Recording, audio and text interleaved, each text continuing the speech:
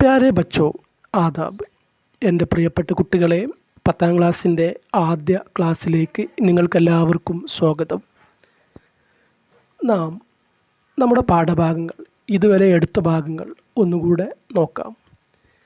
നമ്മുടെ പുസ്തകത്തിൻ്റെ page number 5 നിങ്ങളെല്ലാവരും ഒന്ന് തുറന്ന് അതിൽ കാണാം ഒരു 0 പേജ് അല്ലേ. എന്തെല്ലാം കാണുന്നുണ്ട് നമ്മളതിൽ? ആദ്യം ഒരു 2 വരി കവിത കാണുന്നുണ്ട്. എന്താണ് ചാപ്റ്ററിൻ്റെ പേര്? ദിൽ സേ ദിൽ മിലായേ, മനസ്സുകൾ പരസ്പരം അടുക്കാം എന്നാണ് അതിൻ്റെ അർത്ഥം. ദിൽ എന്ന് പറഞ്ഞാൽ മനസ്സ്, ഹൃദയം.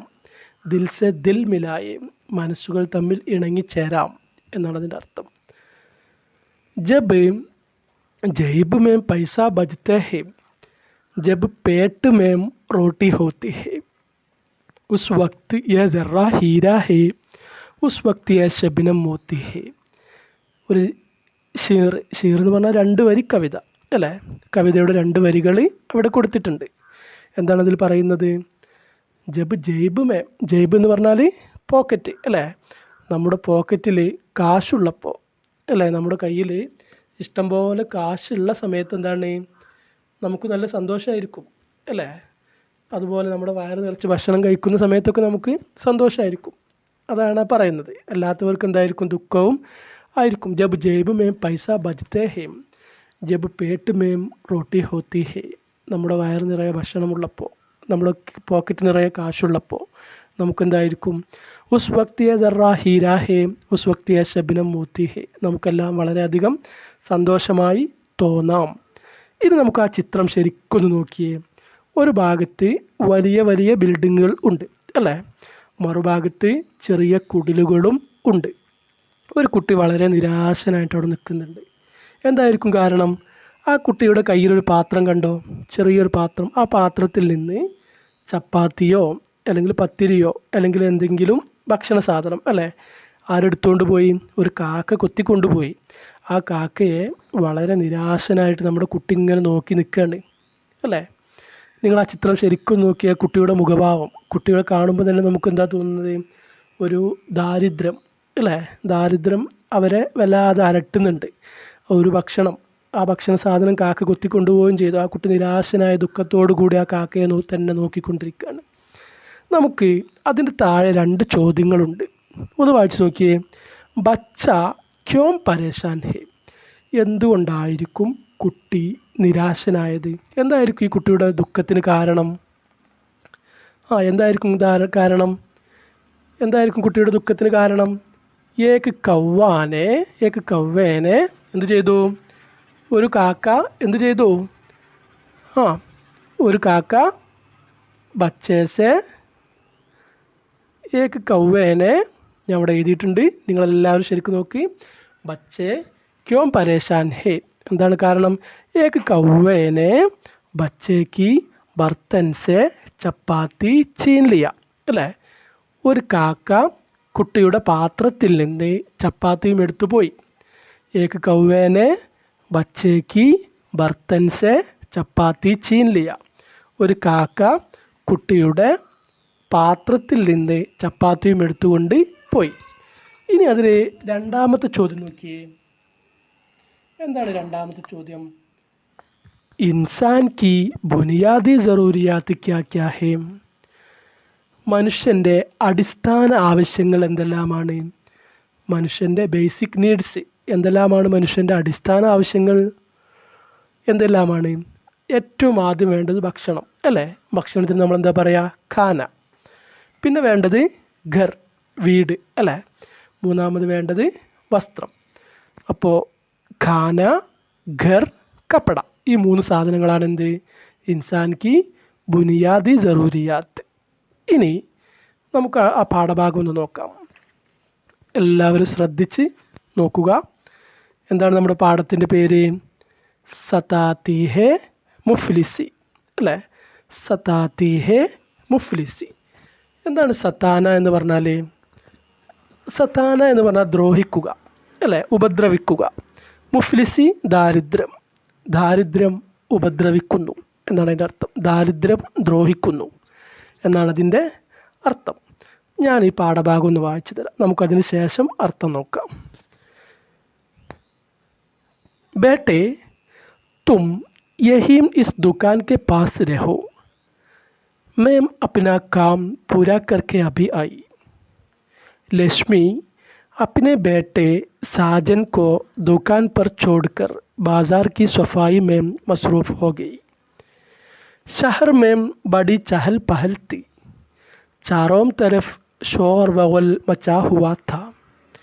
एक तरफ बड़े बड़े होटलों में आते जाते अमीर लोग, दूसरी तरफ छूटे खाने के लिए तरसने वाले भिखारी लोग.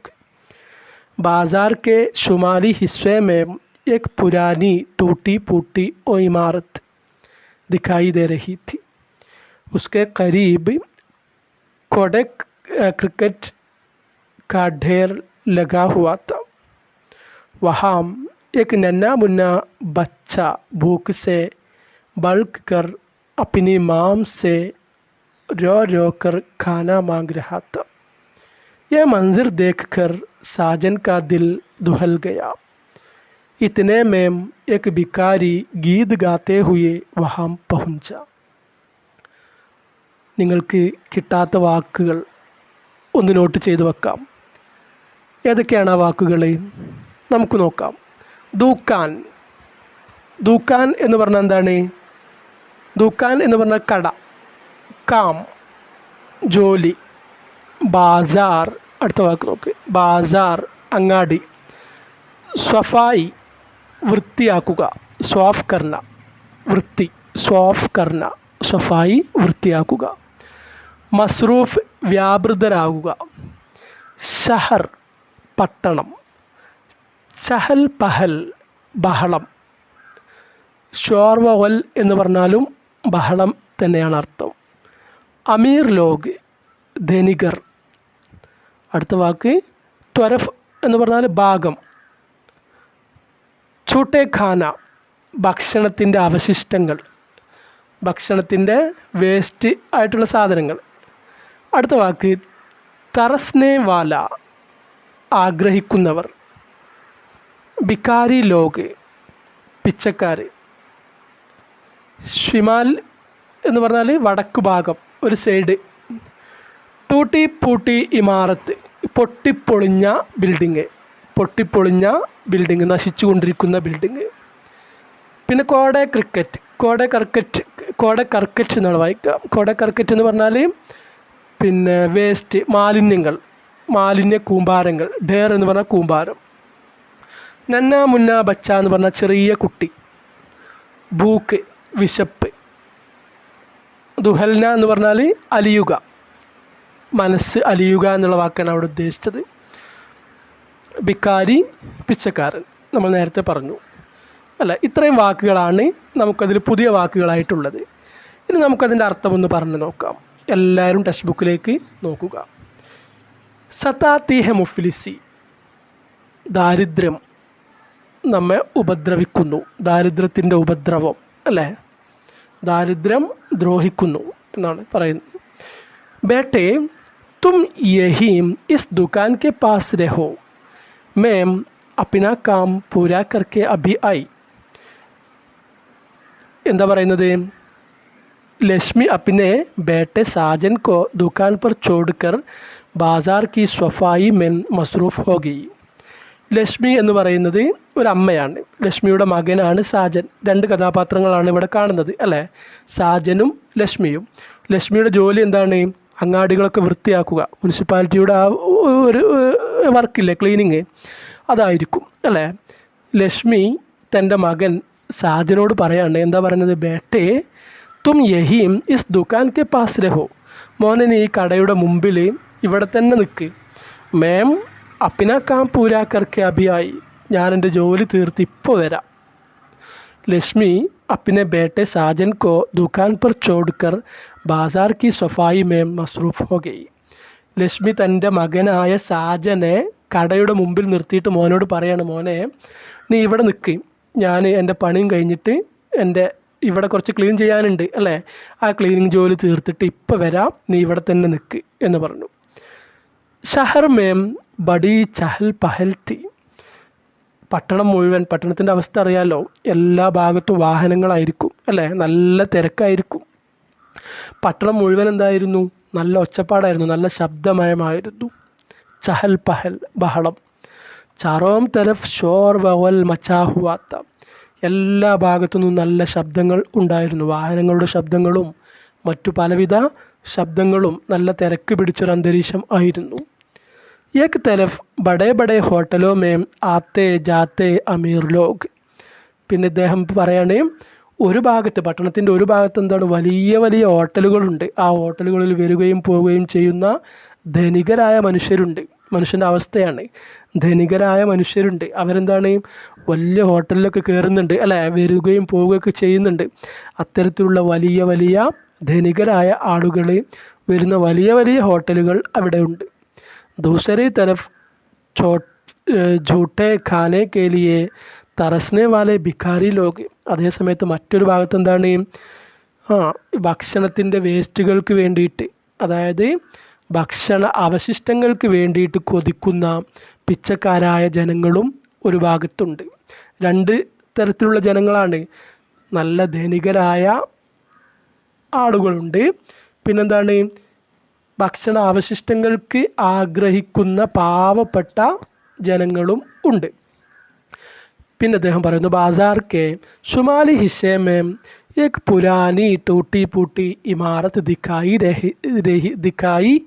ദേ രഹി തി. അങ്ങാടിയുടെ വടക്ക് വശത്ത്, അങ്ങാടിയുടെ ഒരു ഭാഗത്ത് എന്താണ്, ഒരു പഴയ ബിൽഡിങ്, പൊട്ടിപ്പൊളിഞ്ഞ ഒരു ബിൽഡിങ് ഉണ്ട്. ഉസ്കെ കരീബ് കൂടെ കർക്കറ്റ് കാ ഢേർ ലഗാ ഹുവാ ത. അതിൻ്റെ അടുത്ത് ഒരുപാട് വേസ്റ്റ്, മാലിന്യങ്ങൾ, അങ്ങാടിയിൽ നിന്നുള്ള വേസ്റ്റുകളെല്ലാം, മാലിന്യങ്ങളെല്ലാം കൊണ്ടുവന്ന് കൂട്ടിയിട്ടുണ്ട്. वहाँ एक नन्ना मुन्ना बच्चा भूख से बल्क कर अपनी माम से रो कर खाना मांग रहा था. അവിടെ, അതായത് ഈ ഭക്ഷണത്തിൻ്റെ അവശിഷ്ടങ്ങളും മറ്റു വേസ്റ്റുകളൊക്കെ കൊണ്ടുവന്ന് കൂട്ടിയിട്ട് ആ സ്ഥലത്ത് ഒരു ചെറിയ കുട്ടി, ആ കുട്ടിക്ക് നല്ല വിശപ്പുണ്ട്.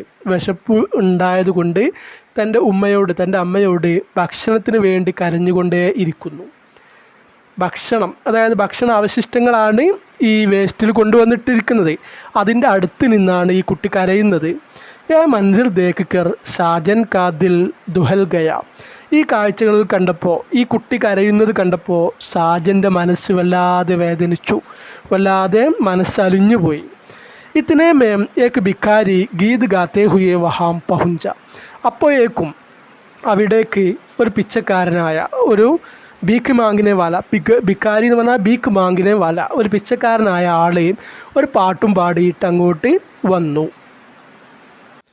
ഇനി നമുക്ക് ആ പാട്ട് ഒന്ന് വായിച്ചു നോക്കാം.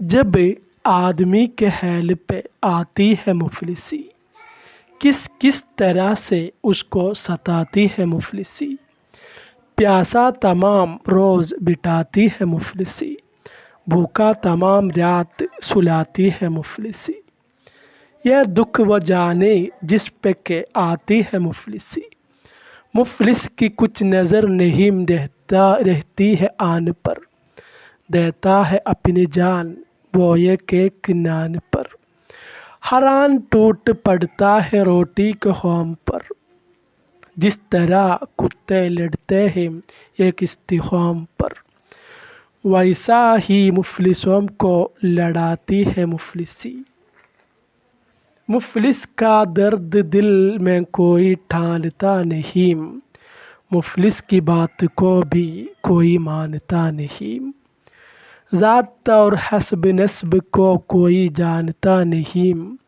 सूरत भी इसकी फिर कोई पहचानता नहीं, यान तक नज़र से उसको गिराती है मुफलिसी, दुनिया में लेके शाह से ये यार था फ़कीर, खालिक न मुफलिसी में किसी को करे असीर, अशराफ को बनाती है एक आन में फ़कीर, क्या क्या मैं मुफलिसी की ख़राबी कहूँ नज़ीर, वो जाने जिसके दिल को जुलाती है मुफलिसी.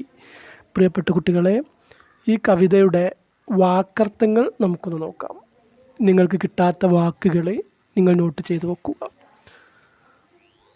എന്താണ് ആദ്മി? ആദ്മി എന്ന് പറഞ്ഞാൽ മനുഷ്യൻ. ഹാൽ അവസ്ഥ. മുഫ്ലിസിനോട് അർത്ഥം നമ്മൾ നേരത്തെ പറഞ്ഞു അല്ലേ? മുഫ്ലിസി എന്ന് പറഞ്ഞാൽ ദാരിദ്ര്യം. ഹാൽ അവസ്ഥ. സതാന. സതാന എന്ന് പറഞ്ഞാൽ ഉപദ്രവിക്കുക, ദ്രോഹിക്കുക. പ്യാസ ദാഹം, ദാഹിച്ച് വലഞ്ഞ. പ്യാസ് ദാഹം, പ്യാസ ദാഹിച്ച് വലഞ്ഞ. റോസ് ദിവസം. സുലാന ഉറക്കുക. ആൻ. ആൻ എന്ന വാക്കിന് രണ്ടർത്ഥമുണ്ട്. നിമിഷം എന്നർത്ഥമുണ്ട്, അഭിമാനം എന്നർത്ഥവും ഉണ്ട്.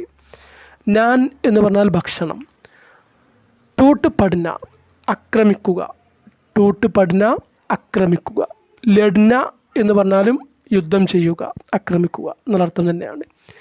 ഇസ്തുഹാം. ഇസ്തുഹാം എന്ന് പറഞ്ഞാൽ ശുപ്ര, ഭക്ഷണത്തളിക എന്നൊക്കെ പറയാം അല്ലേ? ദർദ് വേദന. ബാത്ത് സംസാരം. ബാത്തിന് കാര്യം എന്നുള്ള അർത്ഥമുണ്ട്, സംസാരം എന്ന അർത്ഥവും ഉണ്ട്. മാനന അംഗീകരിക്കുക. ദാത്ത്. ദാത്ത് പറഞ്ഞ വ്യക്തിത്വം. ഹസ്ബ് നസ്ബ്. ഹസ്ബ് നസ്ബ് പറഞ്ഞ വംശം, തറവാടിത്തം എന്നൊക്കെ പറയും. സൂറത്ത് രൂപം. ഷാ എന്ന് പറഞ്ഞാൽ രാജാവ്, ഭരണാധികാരി. ഫക്കീർ പാവപ്പെട്ടവൻ. ഖാലിഖ്. ഖാലിഖ് എന്ന് പറഞ്ഞാൽ ആരാണ്? ദൈവം അല്ലേ? സൃഷ്ടാവ്, ഖാലിഖ്. അഷ്റാഫ്. അഷ്റാഫ് എന്ന് പറഞ്ഞാൽ മാന്യൻ. അഷ്റാഫ് മാന്യർ. ആൻ എന്ന് പറഞ്ഞാൽ നിമിഷം. ഇത്രയും വാക്കുകളാണ് അതിൽ നിങ്ങൾക്ക് പ്രയാസം തോന്നാൻ സാധ്യതയുള്ളത്. ആ വാക്കുകളൊക്കെ നിങ്ങൾ അർത്ഥങ്ങൾ ഒന്ന് എഴുതി വെക്കണം. ഇനി നമുക്ക് ഇതിൻ്റെ ആശയം ഒന്ന് നോക്കാം. ജബ് ആദ്മി കെ ഹാൽ പെ ആതി ഹെ മുഫ്ലിസി. അതിൻ്റെ വാക്കിൻ്റെ അർത്ഥങ്ങളൊക്കെ ഞാൻ നിങ്ങൾക്ക് പറഞ്ഞു തന്നിട്ടുണ്ട് അല്ലേ? എന്താണ് ജബ് ആദ്മി കെ ഹാൽ പെ ആതി ഹെ മുഫ്ലിസി? അതിൻ്റെ ഒരാശയം. കിസ് കിസ് തരാ സെ ഉസ്കോ സതാത്തി ഹെ മുഫ്ലിസി. ദാരിദ്ര്യം നമ്മളെ ഏതെല്ലാം രൂപത്തിൽ ആക്രമിക്കുന്നു എന്നാണ് ഈ കവിതയിലൂടെ കവി വിശദീകരിക്കുന്നത്. ജബ് ആദ്മി കെ ഹാൽ പെ ആതി ഹെ മുഫ്ലിസി, കിസ് കിസ് തരാ സെ ഉസ്കോ സതാത്തി ഹെ മുഫ്ലിസി. ഒരു മനുഷ്യനെ ദാരിദ്ര്യം പിടികൂടുമ്പോൾ ഏതെല്ലാം രീതിയിലാണ് അവനെ ദാരിദ്ര്യം ആക്രമിക്കുന്നത് എന്നാണ് കവി ചോദിക്കുന്നത്. ഏതെങ്കിലും ഒരു മനുഷ്യനെ ദാരിദ്ര്യം പിടികൂടുമ്പോൾ അല്ലേ, അവന് ഏതെല്ലാം മാർഗത്തിലൂടെ, ഏതെല്ലാം രീതിയിലാണ് ഈ ദാരിദ്ര്യം അവനെ ആക്രമിക്കുന്നത്. പ്യാസ തമാം റോസ് ബിട്ടാത്തി ഹെ മുഫ്ലിസി, ഭൂഖ തമാം രാത്ത് സുലാത്തി ഹെ മുഫ്ലിസി. പിന്നെ പറയുന്നത് എന്താണ്? ദാരിദ്ര്യം എല്ലാ ദിവസവും, റോസ് എന്ന പകൽ മുഴുവനും എന്താണ് ദാരിദ്ര്യം എന്താക്കുന്നു? ഒരു ദാഹിച്ച് വലഞ്ഞവനെ പോലെ ആക്കുന്നു അല്ലേ? ദാഹിച്ച് വലഞ്ഞവനായി അവൻ പകൽ മുഴുവനും കഴിഞ്ഞുകൂടുന്നു.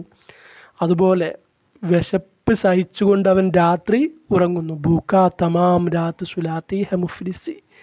വിശപ്പ് സഹിച്ചിട്ട് രാത്രി മുഴുവനും അവൻ ഉറങ്ങുന്നു. അതുപോലെ പകൽ മുഴുവനും ദാഹിച്ചും രാത്രി മുഴുവനും വിശപ്പും സഹിച്ച് അവൻ കഴിച്ചു കൂട്ടുന്നു. യേ ദുഃഖ് വ ജാനേ ജിസ്പെക്കെ ആതി ഹെ മുഫ്ലിസി. കവി വീണ്ടും പറയാണ്, ഇതെല്ലാം, ഈ ദുഃഖങ്ങളൊക്കെ ആർക്കേ മനസ്സിലാവുള്ളൂ? ദാരിദ്ര്യം ഒരിക്കലെങ്കിലും അനുഭവിച്ചവർക്കേ ഇതിൻ്റെ പ്രയാസം മനസ്സിലാവുകയുള്ളൂ. എന്താണ് ഇപ്പോൾ ഈ 4 വരിയിലൂടെ ഈ 4 വരി കവിതയിലൂടെ കവി നമ്മോട് പറഞ്ഞത്? ഒരു മനുഷ്യന് ദാരിദ്ര്യം പിടികൂടുമ്പോൾ അവൻ ഏതെല്ലാം വിധത്തിലാണ് അത് ബാധിക്കുക എന്നാണ് ചോദ്യം, എന്നാണ് പറയുന്നത്. പിന്നെന്താ പറയുന്നത്? അവന് പകൽ മുഴുവൻ അവൻ ദാഹിച്ച് വരഞ്ഞവനായി കഴിഞ്ഞുകൂടും, രാത്രി മുഴുവനും വിശന്നവനായിട്ടും അവൻ കഴിഞ്ഞുകൂടും. പിന്നെ കവി പറയുന്നു, ഇതെല്ലാം മനസ്സിലാവണമെങ്കിൽ ഇതൊക്കെ ആർക്കേ മനസ്സിലാവുള്ളൂ? യേ ദുഃഖ് വ ജാനേ ജിസ്പെക്കെ ആതി ഹെ മുഫ്ലിസി. ദാരിദ്ര്യം വന്നവർക്ക് മാത്രമേ അതിൻ്റെ ആ കഷ്ടപ്പാടും വേദനയും മനസ്സിലാവുകയുള്ളൂ. അടുത്ത വരികൾ നോക്കുക. മുഫ്ലിസിക്ക് കുച്ച് നസർ നഹീം രഹ്തി ഹെ ആനെ പർ, ദേത്താ ഹെ അപ്പിനി ജാൻ വോ ഏക് നാൻ പർ. ഒരു ദരിദ്രന് അദ്ദേഹത്തിന് അഭിമാനമൊന്നും ഉണ്ടാവില്ല. അദ്ദേഹത്തിൻ്റെ അഭിമാനമൊക്കെ അദ്ദേഹം എന്ത് ചെയ്യും? ഭക്ഷണത്തിന് വേണ്ടിയിട്ട് പണയപ്പെടുത്തും, അല്ലേ? അദ്ദേഹം ഒരു കഷ്ണം അല്ലെങ്കിൽ ഒരു കഷ്ണം റൊട്ടിക്ക് വേണ്ടി, അതല്ലെങ്കിൽ ഒരു നേരത്തെ ഭക്ഷണത്തിന് വേണ്ടിയിട്ട് എന്ത് ചെയ്യും? അദ്ദേഹത്തിൻ്റെ അഭിമാനമൊക്കെ അദ്ദേഹം പണയപ്പെടുത്തും. അദ്ദേഹത്തിൻ്റെ ഭക്ഷണത്തിന് വേണ്ടിയിട്ട് ജീവൻ തന്നെ കൊടുക്കാൻ വേണ്ടി അദ്ദേഹം ഒരു പക്ഷേ തയ്യാറായേക്കാം. हर आन टूट पड़ता है रोटी के होने पर जिस तरह कुत्ते लड़ते हैं एक स्तूहान पर. ഒരു എല്ലിൻ കഷ്ണത്തിന് വേണ്ടി നായകൾ പരസ്പരം കടിപിടി കൂടുന്നത് പോലെ മനുഷ്യർ ഭക്ഷണത്തിന് വേണ്ടി പരസ്പരം ആക്രമിക്കുന്നു, അല്ലേ? ഈ നമ്മുടെ നാട്ടിൽ നിന്ന് പുറത്തേക്ക് പോയി കഴിഞ്ഞാൽ ഭക്ഷണത്തിന് അത്രയും ദാരിദ്ര്യമാണ്. ഏതുപോലെ ഒരു എല്ലിൻ കഷ്ണത്തിന് വേണ്ടി നായകൾ പരസ്പരം കടിപിടി കൂടുന്നത് പോലെ ഭക്ഷണത്തിന് വേണ്ടി മനുഷ്യർ പരസ്പരം കടിപിടി കൂടുന്നു. വൈസാഹി മുഫ്ലിസോം കോലടാത്തി ഹെ മുഫ്ലിസി. ദാരിദ്ര്യം മനുഷ്യനെ പരസ്പരം തമ്മിലെന്താണ്? അക്രമികളാക്കി മാറ്റുന്നു. പരസ്പരം എന്താക്കുന്നു? പരസ്പരം അക്രമികളാക്കി ദാരിദ്ര്യം മനുഷ്യനെ മാറ്റുന്നു. ഇനി അടുത്ത വരി നോക്കാം.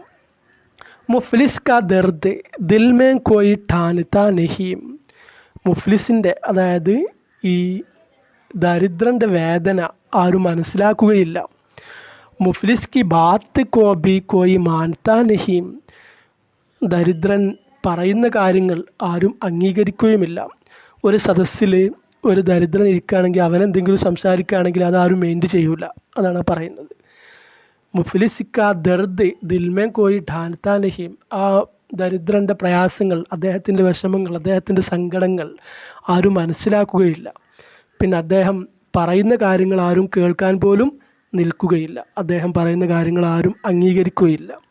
ज़ात और हसब नसब को कोई जानता नहीं, सूरत भी उसकी फिर कोई पहचानता नहीं.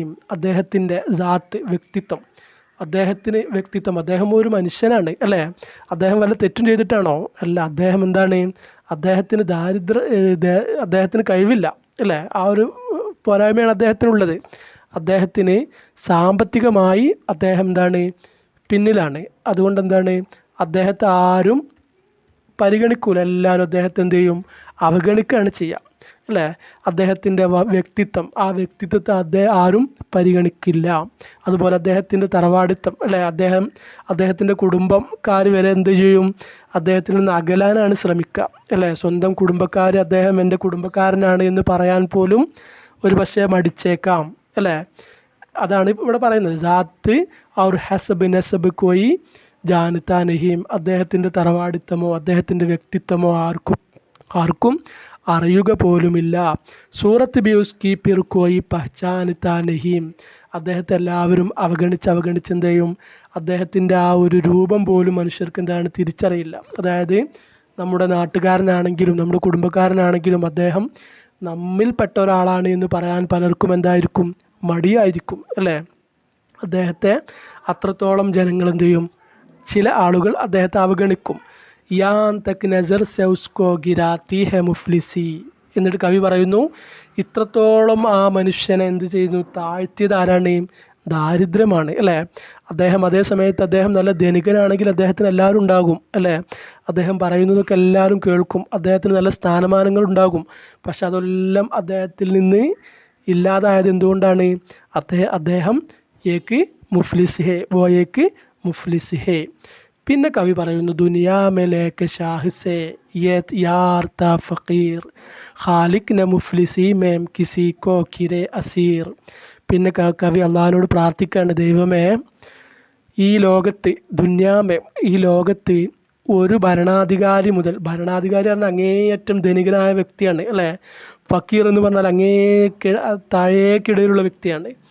അപ്പോൾ വളരെയധികം ധനികനായ ഒരു വ്യക്തി മുതൽ വളരെയധികം താഴെ തട്ടിലുള്ള ഒരു വ്യക്തി വരെ അടങ്ങുന്ന ജനങ്ങൾ, അതായത് മുഴുവൻ ജനങ്ങൾ, അല്ലേ?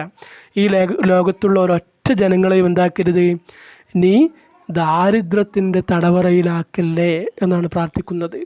ഖാലിക് ന മുഫ്ലിസി മേം കിസിക്കോ കരെ അസീർ. എൻ്റെ സൃഷ്ടാവേ, സൃഷ്ടിച്ചവൻ ആരാണ്? അള്ളാഹുവാണ്, അല്ലേ? സൃഷ്ടാവാണ്. സൃഷ്ടാവിനോട് പറയാണ്, ഖാലിക് ന മുഫ്ലിസി മേം കിസിക്കോ കരെ അസീർ. ഖാലിക് എൻ്റെ ദൈവമേ നീ എന്താക്കരുത്, ലോകത്തുള്ള ഒരൊറ്റ മനുഷ്യനെയും നീ ദരിദ്രരാക്കല്ലേ എന്നാണ് ആ പ്രാർത്ഥന. പിന്നെ പറയുന്നത് എന്താണ്? അഷ്റാഫ് കോ ബനാത്തി ഹേ ഏക് ആനമേ ഫക്കീർ ക്യാ ക്യാ. പിന്നെന്താ പറയുന്നത്? നിനക്ക് വേണമെങ്കിൽ എന്ത് ചെയ്യാം, വലിയ മാന്യന്മാരായ മനുഷ്യർ അല്ലേ, വലിയ ധനികരായ മനുഷ്യർ എന്ത് ചെയ്യാം, ഒരൊറ്റ സെക്കൻഡ് കൊണ്ട് എന്താക്കാൻ പറ്റും, ഫക്കീറാക്കാൻ പറ്റും അല്ലേ, പറ്റ പാവപ്പെട്ടവരാക്കി മാറ്റാൻ പറ്റും. അഷ്റാഫ് കോ ബനാത്തി ഹേ ഏക് ആനമേ ഫക്കീർ. പക്ഷേ നീ എന്ത് ചെയ്യരുത്, ഒരാളെയും നീ എന്താക്കരുത്, ദരിദ്രരാക്കല്ലേ എന്നാണ് പ്രാർത്ഥന. ക്യാ ക്യാ മേ മുഫ്ലിസി കി ഖറാബി കഹൂം നസീർ വ ജാനെ ജിസ്കെ ദിൽ കോ ജലാത്തി ഹെ മുഫ്ലിസി. പിന്നെയും കവി അവസാനം പറയുന്നത് എന്താണ്? ഞാൻ ദാരിദ്ര്യത്തെക്കുറിച്ച്, ദാരിദ്ര്യത്തിൻ്റെ വിഷമങ്ങളെക്കുറിച്ച്, അതിൻ്റെ സങ്കടങ്ങളെക്കുറിച്ച് എന്ത് പറയാനാണ്, എനിക്ക് പറയാൻ വാക്കുകളില്ല. പിന്നെ പറയുന്നതാണ് വോ ജാനെ ജിസ്കെ ദിൽ കോ ജലാത്തി ഹെ മുഫ്ലിസി. അത് ആർക്ക് മാത്രമേ മനസ്സിലാവുള്ളൂ? ഒരിക്കലെങ്കിലും ദാരിദ്ര്യത്തിൽ കുടുങ്ങിയവർക്ക് മാത്രമേ ദാരിദ്ര്യത്തിൻ്റെ ആ ഒരു വിഷമം മനസ്സിലാവുകയുള്ളൂ എന്നാണ് കവി പറയുന്നത്. ഇനി നമുക്ക് ഈ കവിത ഒന്ന് ഈണത്തിൽ കേട്ട് നോക്കാം. നിങ്ങളെല്ലാവരും ശ്രദ്ധിക്കുക. അതിനുശേഷം അടുത്ത ക്ലാസ്സിൽ നമുക്കതിൻ്റെ പഠന പ്രവർത്തനങ്ങൾ ചെയ്യാം.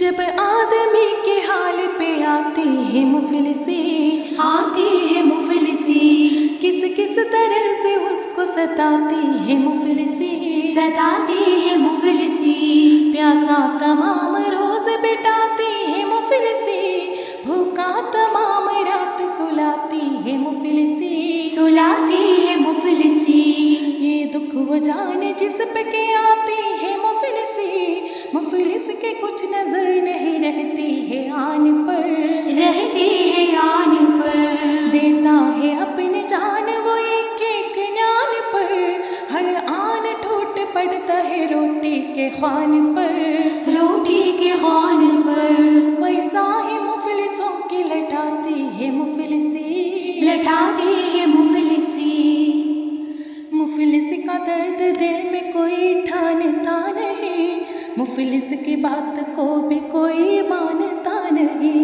ज़ातोर हस्ब नस्ब को कोई जानता नहीं, सूरत भी उसकी फिर कोई पहचानता नहीं, पहचानता नहीं, यहाँ तक उसको नजर से गिराती है मुफलिसी, दुनिया में लेके शाह से यारता फकीर, खालिक न मुफलिसी में किसको करे हसीर, अशराफ को बनाते हैं कान में फकीर, हे कान में फकीर, क्या क्या मैं मुफलिसी की खराबे कहूँ नज़ीर, वो जान जिसके दिल को जलाती है मुफलिसी, जलाती है मुफलिसी।